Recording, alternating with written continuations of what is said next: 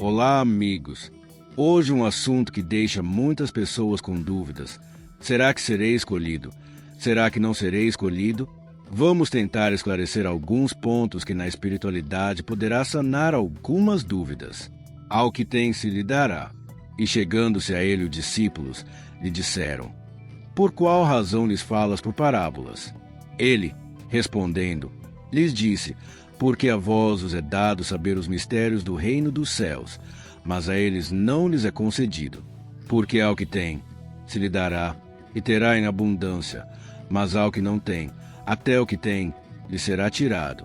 Por isto é que eu lhes falo em parábolas, porque eles, vendo, não veem, e ouvindo não ouvem, nem entendem. De sorte que nele se cumpre a profecia de Isaías, que diz: Vós ouvireis com os ouvidos, e não entendereis, e vereis com os olhos, e não vereis. Mateus, XLL 10:14. O Evangelho segundo o Espiritismo, capitão. 18. Porque ao que tem, se lhe dará, e terá em abundância, mas ao que não tem, até o que tem, lhe será tirado. Jesus se referia ao despertar pelo entendimento de sua mensagem de perdão e amor, e da compreensão num Deus benevolente, ao qual chamava de Pai. No Espiritismo, os escolhidos referem-se a espíritos que, por sua evolução moral e intelectual, têm a responsabilidade de guiar e ajudar outros em sua jornada espiritual. Esses espíritos são considerados mais avançados e, muitas vezes, são designados para missões específicas, como a de ensinar, inspirar ou proteger. A ideia central é que todos nós estamos em constante evolução, e os escolhidos desempenham um papel importante na promoção do bem e na disseminação do conhecimento espiritual. Eles atuam como exemplos de virtude e sabedoria, incentivando demais a buscarem o aprimoramento pessoal e a compreensão das leis universais. Se você tiver mais perguntas sobre esse tema, estou aqui para ajudar. A partir daí podemos nos situar. O que carregamos como verdade nem sempre faz parte do que é verdadeiro diante das leis que regem o universo. A lei de justiça, amor e caridade, por exemplo, pode ser interpretada de acordo com a verdade de cada um, daquilo que nutriu dentro de si. Porém, a lei não existe para cumprir nossos desejos, mas para se cumprir dentro dos desígnios de Deus, nos guiando por caminhos de aprendizado e evolução. Quando acreditamos que temos certos direitos por possuirmos sobrenomes ou títulos, vemos a lei divina de forma desfocada. Mas em algum momento, a vida nos leva a enfrentar duras realidades, cujos títulos e sobrenomes não farão diferença. É aí que até o que tem lhe será tirado. O que estamos perdendo é a ilusão da vida que criamos, e percebendo que não temos nada que nos sustente dentro daquela falsa realidade. Mas aquele que nutriu conceitos mais próximos das leis divinas terá sua percepção da vida presente ampliada e se sentirá mais pleno e fortalecido. Como estamos nos referindo às leis divinas, é bom reforçar que elas não estão presentes apenas nos locais sagrados ou religiosos, mas dentro da consciência de cada um e regendo cada segundo da nossa vida. Para melhor compreensão, podemos tranquilamente observar as leis divinas nos impulsionando, pelo ideal da prática da ética, na observação de nossas escolhas e atitudes por uma sociedade melhor. Viver em sociedade requer relações mais humanas e amorosas, no respeito às pessoas, na benevolência para com os que sofrem ou caminham distraídos e muitas vezes inconsequentes. Dessa forma podemos ver que todos são chamados, mas nem todos escolhidos. Mas não é Deus que faz a escolha, mas nossas próprias atitudes e valores cultivados pelo verdadeiro ou ilusório. Praticamos as leis divinas quando nos dedicamos à harmonia familiar e ao amor ao próximo, assumindo nossas responsabilidades de forma madura e consciente, no lar, na família, no ambiente profissional e na sociedade, ampliando cada vez mais o que temos e colocamos em prática. Emmanuel afirma: o Espiritismo, na sua missão de consolador, é o amparo do mundo neste século de declives da sua história. Só ele pode, na sua feição de cristianismo redivivo, salvar as religiões que se apagam entre os choques da força e da ambição, do egoísmo e do domínio, apontando ao homem os seus verdadeiros caminhos. A Caminho da Luz, capítulo 25, Pag. 201, Emmanuel, psicografado por Chico Xavier. E acrescenta: em todos os tempos surgem no mundo grandes espíritos que manejam a palavra, impressionando multidões. Entretanto, falam em âmbito circunscrito, ainda quando se façam ouvidos em vários continentes. A palavra de Jesus, no entanto, transcende obras artísticas, joias literárias, plataformas políticas, postulados filosóficos, fórmulas estanques. Dirige-se a todas as criaturas da Terra, com absoluta oportunidade, estejam elas nesse ou naquele campo de evolução. É por isso que a doutrina espírita reflete, não por mera reforma dos conceitos superficiais do movimento religioso, a maneira de quem desmontasse antigo prédio para dar disposição, diferente aos materiais que o integram, em novo edifício destinado a simples efeitos exteriores. Os ensinamentos do Mestre, nos princípios espíritas cristãos, constituem sistema renovador, indicação de caminho, roteiro de ação, diretriz no aperfeiçoamento de cada ser. Palavras de Vida Eterna, capítulo 118, Pag. 251-252. Emmanuel, psicografada por Chico Xavier. O certo é que temos adiado, em muito, a oportunidade de conhecer, meditar, sentir e vivenciar a mensagem do Cristo, como informa Alcione, sábia personagem de Renúncia, livro de Emmanuel, transmitido pela mediunidade de Chico Xavier. Sendo assim, estejamos atentos a este esclarecimento do benfeitor espiritual, mas é chegado o tempo de um reajustamento de todos os valores humanos. Se as dolorosas expiações coletivas preludiam a época dos últimos ais do Apocalipse, a espiritualidade tem de penetrar as realizações do homem físico, conduzindo-as para o bem de toda a humanidade. A Caminho da Luz, capítulo 25, Pag. 201, Emmanuel, psicografada por Chico Xavier. Em O Evangelho segundo o Espiritismo consta, muitos pontos do Evangelho, da Bíblia e dos autores sacros em geral só são ininteligíveis, parecendo alguns até irracionais, por falta da chave que nos faculte compreender o seu verdadeiro sentido. Essa chave está completa no Espiritismo, como já puderam convencer-se os que o estudaram seriamente, e como todos o reconhecerão melhor ainda, mais tarde.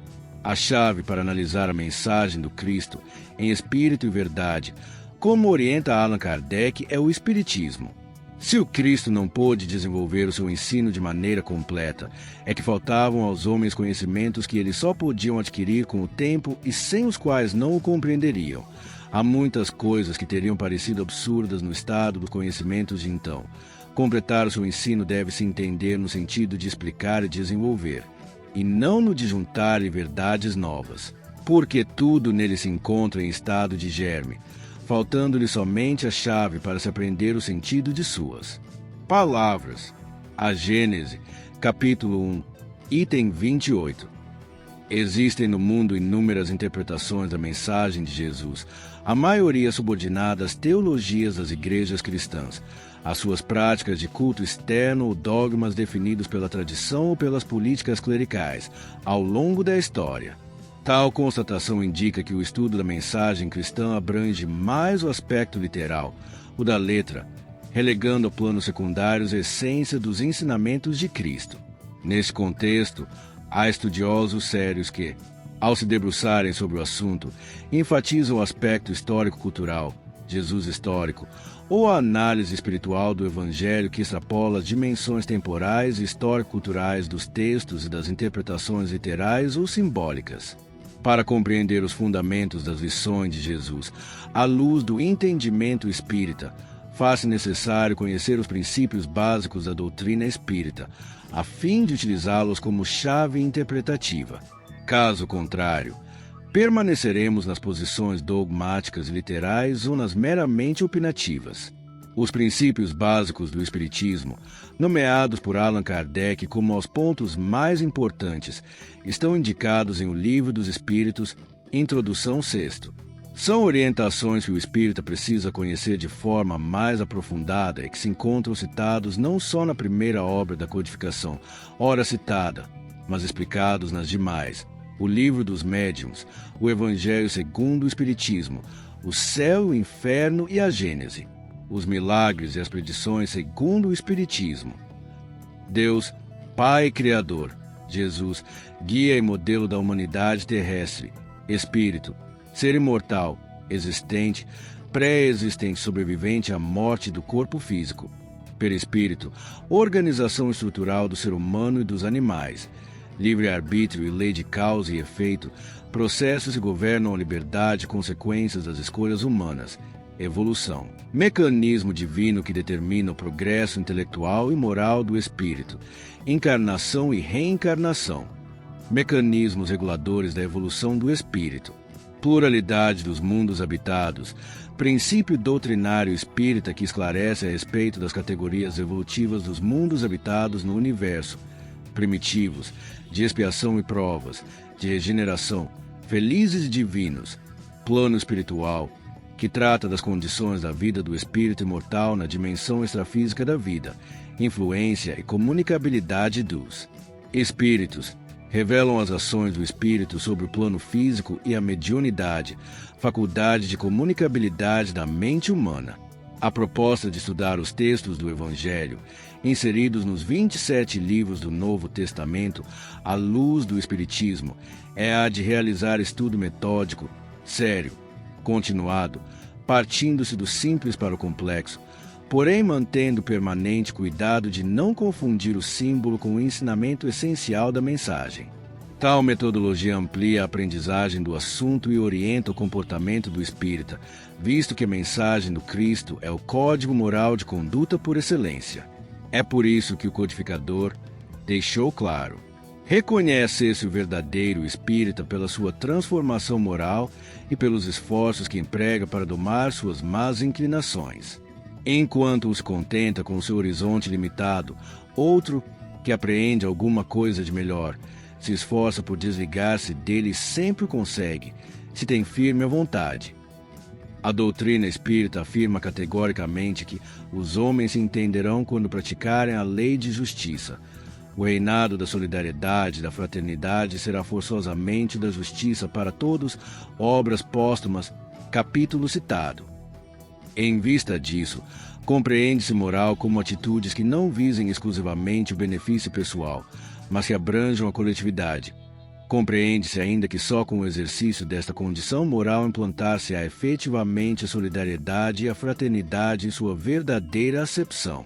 Voltando ao início do texto, podemos, em primeiro lugar, tentar observar e analisar imparcialmente as nossas obras. Se como indivíduo, membro da família e cidadão estamos realizando o melhor possível em conformidade com a nossa capacidade. Mas, neste ano particularmente, por ser ano de eleições, se, como cidadãos, estamos dando a devida atenção às obras pessoais e públicas daqueles que se colocam como candidatos, já que é por suas obras, pessoais e públicas, que reconheceremos o seu valor e a real qualidade de suas intenções e de seus procedimentos.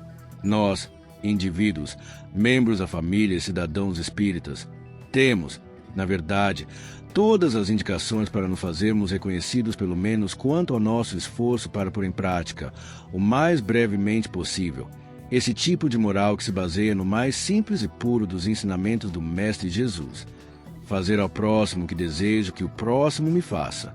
A conclusão sobre os escolhidos no Espiritismo é que todos têm a capacidade de se aprimorar e evoluir, independentemente de sua situação atual.